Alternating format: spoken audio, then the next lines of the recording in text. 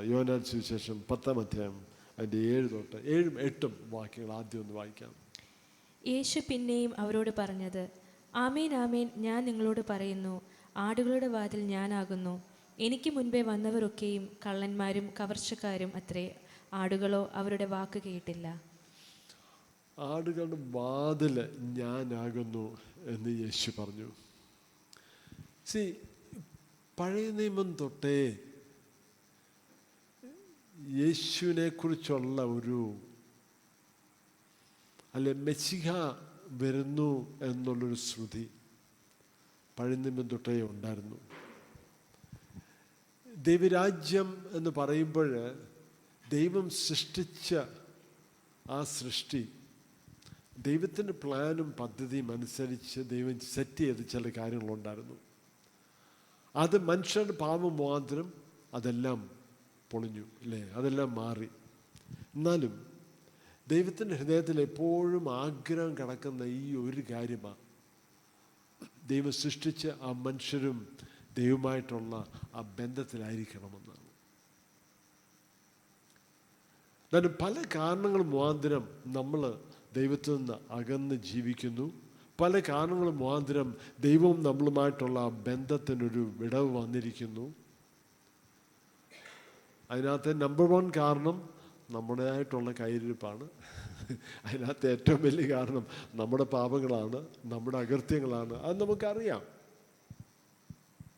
എന്നാലും ആ മനുഷ്യൻ പുറത്ത് നിന്ന് ചോദിച്ച പോലൊരു ചോദ്യം ചിലപ്പം നമ്മുടെ ഹൃദയത്തിലുണ്ടായിരിക്കും, എനിക്ക് കയറാമോ, എനിക്ക് വരാമോ, എനിക്ക് പ്രവേശനമുണ്ടോ, എനിക്ക് യോഗ്യത ഉണ്ടോ എന്ന് ചോദിച്ചാൽ അതിച്ചിരി കോംപ്ലിക്കേറ്റഡാണ്. സ്തോത്രം. യോഗ്യതയില്ലാത്തവരെ ദൈവം വിളിച്ചു വരുത്തി, വാ എൻ്റെ ഭവനത്തിലോട്ട് വാ എന്നുള്ളൊരു ആഹ്വാനം കർത്താവ് തരുന്നു അല്ലേ. നമ്മുടെ മിടുക്കം, നമ്മുടെ കഴിവോ, നമ്മുടെ സാമർഥ്യം കൊണ്ടോ, നമ്മുടെ പെർഫെക്ഷൻ കൊണ്ടോ ഒന്നുമല്ല. എന്നാലും കർത്താവ് നമ്മളെ വിളിച്ചു, വന്നാട്ട് എൻ്റെ ഭവനത്തിലോട്ട് വന്നാട്ട്. മുടിയനായ പുത്രൻ്റെ കഥ അറിയാമല്ലോ. തൻ്റെ ജീവിതം നശിപ്പിച്ചു, അദ്ദേഹത്തിന് കിട്ടേണ്ട വീതമെല്ലാം വാങ്ങിച്ചു കൊണ്ടുപോയി ഒരു ദൂര ദേശത്ത് പോയി എല്ലാം നശിപ്പിച്ചു. പട്ടിണിയായപ്പോൾ തിരിച്ച് അപ്പൻ്റെ ഭവനത്തിൽ വന്നിട്ട് ഒരു വേലക്കാരനെ പോലെങ്കിലും ഒന്ന് ജീവിക്കാമല്ലോ, അറ്റ്ലീസ്റ്റ് വയറ് കാലിയായിട്ടിരിക്കത്തില്ല, എന്തെങ്കിലും കഴിക്കാൻ കാണുമല്ലോ, അത്രയെങ്കിലും ഒക്കുമല്ലോ എന്ന് പറഞ്ഞുകൊണ്ട് വന്നതാണ് അല്ലേ. എന്നാൽ അപ്പൻ എന്ത് ചെയ്തു? അവനെ തുറന്ന കൈ കൊണ്ട് സ്വീകരിച്ചു. ഒരു മകനായിട്ട് തന്നെ തിരിച്ച് ഭവനത്തിൽ സ്വീകരിച്ചു. ഞാൻ വാതിലാകുന്നു എന്ന് കർത്താവ് പറഞ്ഞു. ഉൽപ്പത്തി പുസ്തകം 3-ാം അധ്യായത്തിൻ്റെ 15-ാം വാക്യത്തിൽ അവിടെ ഒരു ചെറിയൊരു ഇലിസ്ട്രേഷൻ അവിടെ കൊടുക്കുന്നത് സാത്താനെക്കുറിച്ചുള്ളൊരു വാക്കാണ്. സാത്താൻ്റെ തല തകർക്കും എന്നുള്ളൊരു വാക്ക്. അത് യേശുവിനെ കുറിച്ചാണ്, മെസ്സിയായെക്കുറിച്ചാണ്.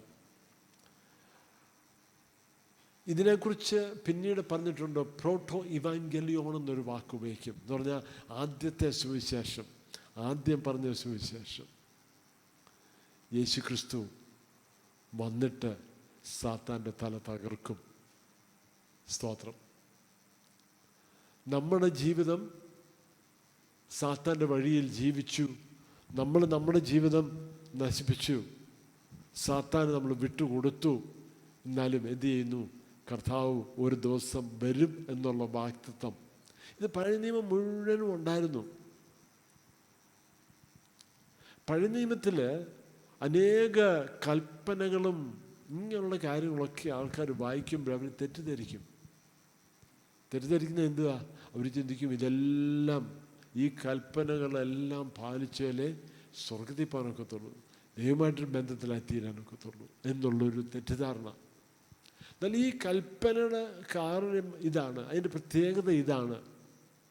നമുക്കിതെല്ലാം പാലിക്കാൻ ഒക്കത്തില്ല, എന്നാലും ഇതിനെല്ലാം നിവൃത്തിയാക്കാനായിട്ട് യേശുക്രിസ്തു വന്നു.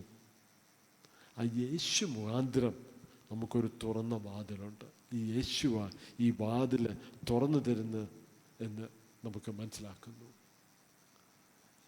യേശു എന്ന വാതിൽ കൂടെ തന്നെ കടക്കണം എന്നുള്ളൊരു ക്ലിയറായിട്ടുള്ളൊരു ആഹ്വാനം. അപ്പം സ്വർഗരാജ്യത്തിലോട്ട് വേറെ വഴിയില്ല, ഈ ഒരു വഴി മാത്രമേ ഉള്ളൂ, വൺ വേ. ഈ ഒരു വഴി മാത്രമേ ഉള്ളൂ. സ്വർഗരാജ്യത്തിലുള്ള പ്രവേശനം യേശു ക്രിസ്തുവിൽ കൂടെ മാത്രമേ ഉള്ളൂ. വേറെ ഒരു വഴിയുമില്ല. വേറെ വഴികൾ എന്തൊക്കെയാ ആൾക്കാർ ശ്രമിക്കുന്നത്? പലപ്പോഴും ആൾക്കാർ ശ്രമിക്കും, ചിന്തിക്കും, ഞാൻ നല്ല ജീവിതം ജീവിച്ചാൽ, ആരെയും ശല്യപ്പെടുത്താതിരിക്കാമെങ്കിൽ, സ്വന്തം കാര്യം നോക്കി സമാധാനത്തോടെ ജീവിക്കാമോ, സ്വർഗത്തിൽ പോകാം. അങ്ങനെ പറഞ്ഞിട്ടില്ല. ചിലരോട് ചോദിച്ചാൽ അവർ പറയും, ഞാൻ മോഷ്ടിക്കത്തില്ല, കള്ളം പറയത്തില്ല, പിന്നെ വലിയ വലിയ പാപങ്ങളൊന്നും ചെയ്യത്തില്ല, ചെറിയ ചെറിയ കാര്യങ്ങളൊക്കെ കാണുമായിരിക്കും എന്നൊക്കെ പറയും. അല്ലെങ്കിൽ ഞാൻ ഇന്നാരെ പോലുള്ള അത്ര മോശക്കാരനൊന്നുമല്ല കേട്ടോ. പല പല രീതിയിൽ നമ്മളെ തന്നെ കമ്പയർ ചെയ്ത് പറയും. സ്വർഗത്തിൽ പോകാനുള്ള യോഗ്യത. ഒരു പ്രാവശ്യം ഞാൻ ഒരു വ്യക്തിയുമായിട്ട് സംസാരിച്ചപ്പോൾ അദ്ദേഹത്തിൻ്റെ മതത്തിൻ്റെ കാര്യങ്ങളൊക്കെ ഞാൻ ചോദിച്ചു. കോഴിയിറച്ചി വാങ്ങിക്കുന്ന ഒരു കടല, അദ്ദേഹത്തിൻ്റെ മതത്തിൻ്റെ കാര്യമൊക്കെ ചോദിച്ചു. പുള്ളി വളരെ സന്തോഷമായിട്ട് പല പല കാര്യങ്ങൾ പറഞ്ഞു. സംസാരിച്ചുകൊണ്ടിരുന്നപ്പോൾ ഞാൻ അദ്ദേഹത്തോട് ചോദിച്ചു, നിങ്ങൾ ഒരു കാര്യം ചോദിക്കട്ടെ, ഈ പാപത്തിൻ്റെ കാര്യം എന്ത് ചെയ്യും? മനുഷ്യർക്ക് എല്ലാവർക്കും ഉണ്ടല്ലോ ഈ പാപം എന്നുള്ള, അതിനെക്കുറിച്ച് എന്ത് ചെയ്യും? അതേപോലെ അതൊന്നും വിഷയമല്ല. അത് നല്ല പുണ്യപ്രവൃത്തികൾ ചെയ്യും. നല്ല നല്ല പ്രവൃത്തികൾ ചെയ്തിട്ട് ആ പാപം നമ്മൾ ചെയ്യുന്നതിനെക്കാട്ടിലും നല്ല പ്രവൃത്തികൾ കവർ ചെയ്യണം. അപ്പം ഞാനെന്തൊന്ന് ക്ലാരിഫൈ ചെയ്ത്, എങ്ങനെ അദ്ദേഹം പറഞ്ഞു, സി, നമ്മൾ എത്ര പാപം ചെയ്യുന്നോ ആ പാപങ്ങളെക്കാട്ടിലും കൂടുതൽ നല്ല പ്രവൃത്തികളായിരിക്കണം. ഞാൻ പറഞ്ഞു, ഓക്കെ, കേട്ട് നല്ല ഇൻട്രസ്റ്റിംഗ് ആയിട്ട് തോന്നുന്നല്ലോ, നല്ല കാര്യമാണ്. അപ്പം ഞാൻ ചോദിച്ചു, ഇത് അളക്കാനൊരു വഴിയുണ്ടോ എന്ന് പറഞ്ഞാൽ, ഞാൻ ഇത്ര പാപം ചെയ്തു, ഇത്ര നല്ല പ്രവൃത്തികൾ ചെയ്തു, അപ്പം എനിക്ക് ഒരു അളക്കാനൊരു വഴിയുണ്ടെങ്കിൽ എനിക്കിനി കുറച്ചുകൂടി പാപത്തിന് വേണ്ടിയുള്ള അവസരമുണ്ടോ, അതോ ഇച്ചിരി പാപത്തിൻ്റെ ലെവൽ ഇച്ചിരി കുറയ്ക്കണോ എന്നൊക്കെ അറിയാൻ വഴിയുണ്ടല്ലോ. അത് അറിയാൻ വഴിയുണ്ടോ? അങ്ങനെയൊന്നും അറിയുന്നതില്ലെന്നേ. നല്ല നല്ല പ്രവൃത്തികൾ ചെയ്തുകൊണ്ടിരിക്കുക, പിന്നെ ഇങ്ങനെയുള്ള കാര്യങ്ങളും ചെയ്യാം. ഞാൻ പറഞ്ഞു, ഓക്കെ, ആയിക്കോട്ടെ. ഞാൻ പറഞ്ഞു, അത് കേട്ടിട്ട് നല്ലൊരു ഇൻട്രസ്റ്റിംഗ് ആയിട്ടുള്ളൊരു കമ്പാരിസൺ ആണെന്നല്ലോ. അപ്പം ഞാനൊരു കാര്യം ചോദിച്ചു, അപ്പം യഥാർത്ഥമായിട്ട് അറിയാൻ വഴിയില്ല, സ്വർഗത്തിൽ പോകുമോ നരകത്തിലാവുമോ രക്ഷപ്പെടുമോ ഇല്ലയോ എന്നറിയാൻ എക്സാക്ട്ലി വഴിയില്ല. അത് അങ്ങനൊന്നും അറിയാൻ ഒക്കത്തില്ല. അപ്പം ഞാൻ ചോദിച്ചു, ഈ റോഡിൽ കൂടെ നടന്ന് അങ്ങോട്ട് പോകുമ്പോഴേ ഒരു വണ്ടി ഇടിച്ച് ചത്തുപോയാലോ? അപ്പം പുള്ളിയുടെ മോഹം വല്ലാതായി. അത്രയും ചിന്തിച്ചില്ല.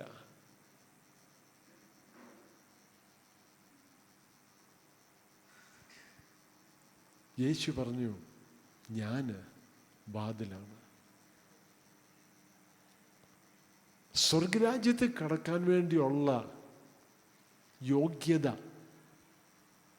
അതിനുവേണ്ടിയുള്ള എല്ലാ പ്രവൃത്തികളും എല്ലാം യേശുക്രിസ്തു നിവർത്തിച്ചിരിക്കുന്നു. യേശു കൂടെ നമുക്ക് സ്വർഗരാജ്യത്തിലേക്ക് പ്രവേശനമുണ്ട്. വളരെ ക്ലിയറായിട്ടുള്ളൊരു ഇലുസ്ട്രേഷൻ യേശു നമുക്ക് തന്നു. 3 കാര്യങ്ങൾ. ഒന്ന്, യേശുക്രിസ്തു തന്നെയാണ് നമ്മുടെ വാതിൽ, സ്വർഗരാജ്യത്തിലോട്ടുള്ള എൻട്രൻസ്. രണ്ടാമത്, യേശുക്രിസ്തു നമ്മളെ നിലനിർത്തുന്നു.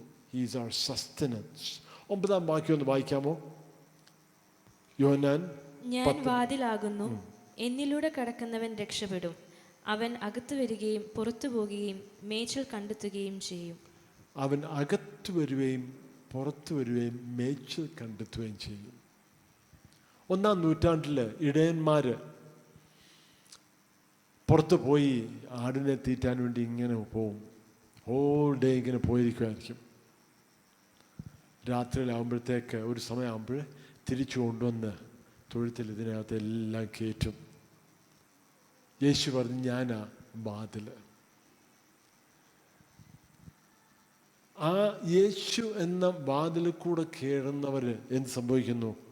പുറത്ത് പോവുകയും അകത്തു വരികയും അവർക്ക് ആവശ്യമുള്ളതെല്ലാം ലഭിക്കുകയും ചെയ്യുന്നു. യേശുക്രിസ്തു മുഖാന്തരം നമുക്ക് ആവശ്യമുള്ളതെല്ലാം ലഭിക്കുന്നു.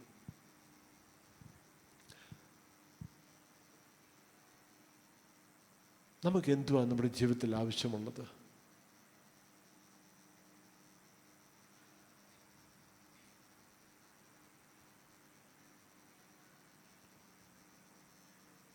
ഓരോരുത്തരും ഓരോ ഓരോ ഓരോ കാര്യങ്ങൾ ഇപ്പം നമ്മൾ ചിന്തിച്ചു ഇല്ലേ?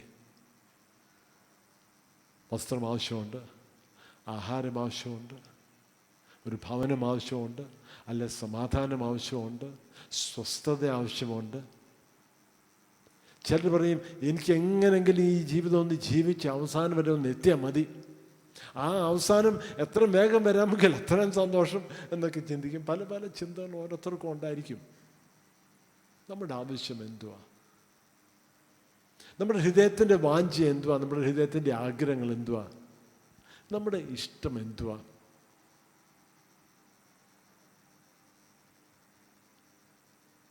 നമ്മുടെ യഥാർത്ഥ നീഡ് എന്തുവാ?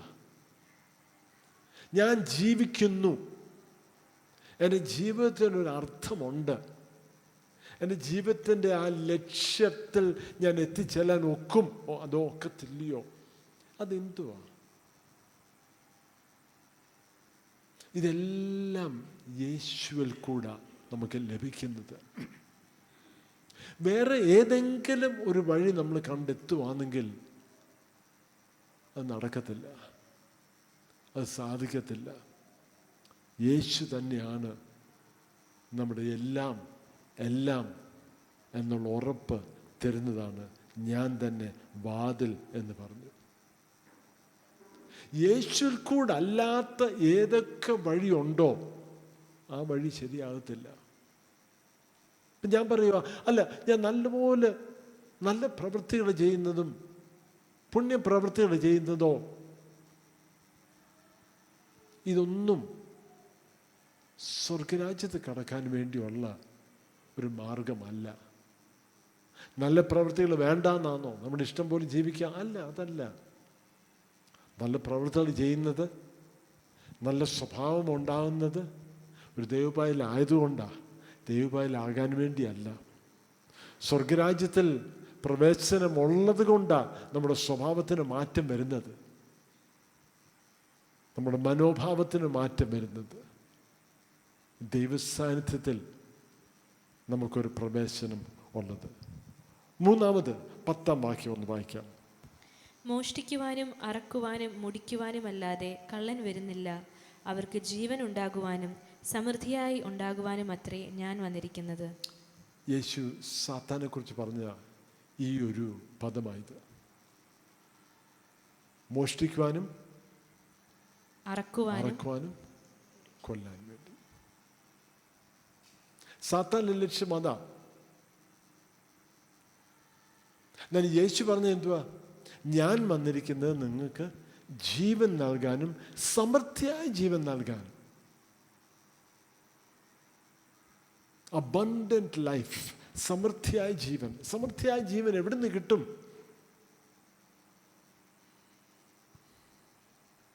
സമൃദ്ധിയായ ജീവൻ കിട്ടാൻ പല മാർഗങ്ങൾ തേടി നമ്മൾ ഓടും.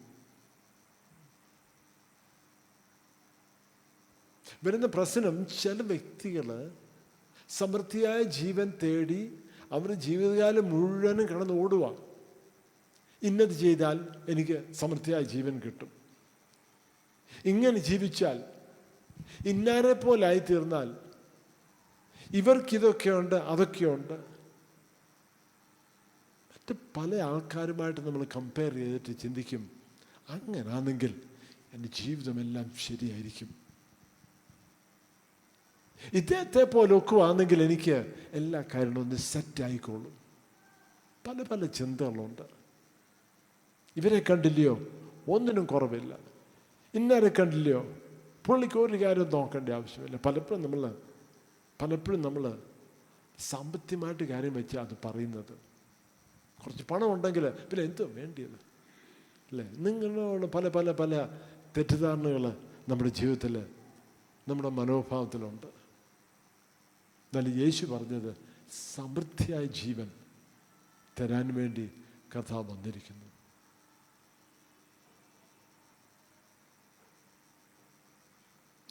യേശു ഉപമകൾ പറഞ്ഞപ്പോൾ പിന്നെയും യേശു പറഞ്ഞു, സ്വർഗരാജ്യത്തെക്കുറിച്ച് ഞാൻ എങ്ങനെ നിങ്ങളൊന്ന് പറഞ്ഞറിയിക്കണം? ഏത് ഉപമ ഉപയോഗിച്ച് അല്ലെങ്കിൽ ഏത് ഇലിസ്ട്രേഷൻ ഉപയോഗിച്ച് സ്വർഗരാജ്യത്തെക്കുറിച്ച് നിങ്ങളോടൊന്ന് പറയണം? അതിന് കാരണം നമ്മുടെ ഇവിടുത്തെ ജീവിതം താൽക്കാലികമായ ജീവിതമാണ് എന്ന് നമുക്ക് പലപ്പോഴും മനസ്സിലാക്കാൻ ബുദ്ധിമുട്ടാണ്.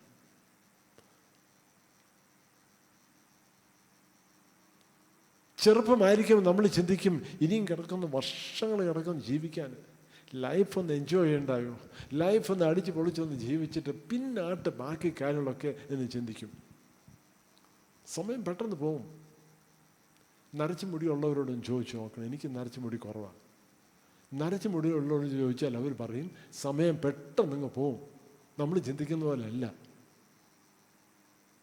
സമയം പെട്ടെന്ന് പോയിട്ട് നമ്മൾ തിരിഞ്ഞു നോക്കുമ്പോഴോർക്കും, അയ്യോ എവിടെ പോയി ഈ ജീവിതം, എവിടെ പോയി? വേറെ ഒരെണ്ണം കിട്ടത്തില്ല, ഒന്നേ ഉള്ളൂ. It is appointed unto men once to die and after this the judgement. അല്ലേ? ജീവിച്ചു, അത് കഴിഞ്ഞിട്ട് ഒരു മരണമുണ്ട്, അത് കഴിഞ്ഞിട്ട് ഒരു ന്യായവിധിയുണ്ട്. സമയം പെട്ടെന്ന് പോവും. ഈ ലൈഫ് ഒന്ന് എൻജോയ് ചെയ്യണ്ടായോ? ഈ ലൈഫിലൊന്ന് സന്തോഷിക്കണ്ടായോ? ഈ ലൈഫിലൊരു സമാധാനത്തോടെ ജീവിക്കണ്ടായോ? ഇതെല്ലാം ക്രിസ്തുവിൽ കൂടെ നമുക്ക് ലഭിക്കുന്നത്. വേറെ ഏത് വഴി നോക്കിയാലും ശരിയാകത്തില്ല, കർത്താവിൽ കൂടാണ്. യേശു പറഞ്ഞു, ഞാനാ വാതിൽ, സ്വർഗരാജ്യത്തിലേക്കുള്ള വാതിൽ, നിത്യജീവനിലേക്കുള്ള വാതിൽ. സ്തോത്രം. ജീവിതത്തിൽ ഒരു സ്വസ്ഥതയോട് ഫുൾഫിൽമെൻറ്റോടുള്ള ജീവിതത്തിന് വേണ്ടിയുള്ള വാതിൽ ഞാനാ. നമ്മുടെ മനസ്സിലുള്ള പല പല എക്സ്പെക്റ്റേഷൻസ് അതെല്ലാം ഒന്ന് മാറ്റി വെച്ചിട്ട്, കർത്താവേ എനിക്ക് അങ്ങേ വേണം, കർത്താവേ അങ്ങ് തുറന്ന് തരുന്ന വാതിൽ കൂടെ മാത്രമേ ഞാൻ നടക്കാൻ ആഗ്രഹിക്കുന്നുള്ളൂ, വേറെ ഒന്നും എനിക്ക് വേണ്ട, അത് മാത്രം മതി. എന്നാലും ആ വാതിൽ കൂടെ പോകുമ്പോൾ ചിലപ്പോൾ നമ്മുടെ പ്രതീക്ഷകൾ, നമ്മുടെ എക്സ്പെക്റ്റേഷൻസ്, നമ്മുടെ ആഗ്രഹങ്ങൾ അതേപോലെ ആണോന്നില്ല. ഇത്തിരി വർഷങ്ങൾ മുമ്പേ ഞാൻ കേട്ടൊരു പാട്ട് ഞാൻ എപ്പോഴും ഓർക്കും. ചില സമയത്ത് ഞാൻ, ആ പാട്ടിനകത്തുള്ള വരികളാണ്, ചില സമയത്ത് ഞാൻ എൻ്റെ സ്വന്തമായിട്ടുള്ള പല കാരണങ്ങൾ മുഖാന്തരം ദൈവത്തിൻ്റെ പ്ലാനിൽ നിന്ന് വിട്ട് മാറിയിട്ടുണ്ട്. എന്നാലും I have never been out of his care. ദൈവത്തിൻ്റെ ആ കരുതൽ മാറിയിട്ടില്ല ഞാൻ. ദൈവത്തിൻ്റെ ആഗ്രഹപ്രകാരം ആയിരിക്കത്തില്ല എൻ്റെ ജീവിതം എപ്പോഴും പോയിട്ടുള്ളത്, എന്നാലും കർത്താവിൻ്റെ ആ കരുതൽ എപ്പോഴും എൻ്റെ കൂടെ ഉണ്ടായിരുന്നു. അതെന്നെ സസ്റ്റെയിൻ ചെയ്തു. പുറമോട്ട് നോക്കുമ്പോൾ ജീവിതത്തെക്കുറിച്ച് പല പല സംശയങ്ങളും പല വേദനകളും പല കൺഫ്യൂഷനും, ഈ വന്ന വഴി ശരിയായിരുന്നോ, ഈ പോകുന്ന പോക്ക് ശരിയാണോ എന്നൊക്കെ ഉണ്ടാവും. എന്നാലും കർത്താവിൽ ആശ്രയിച്ച്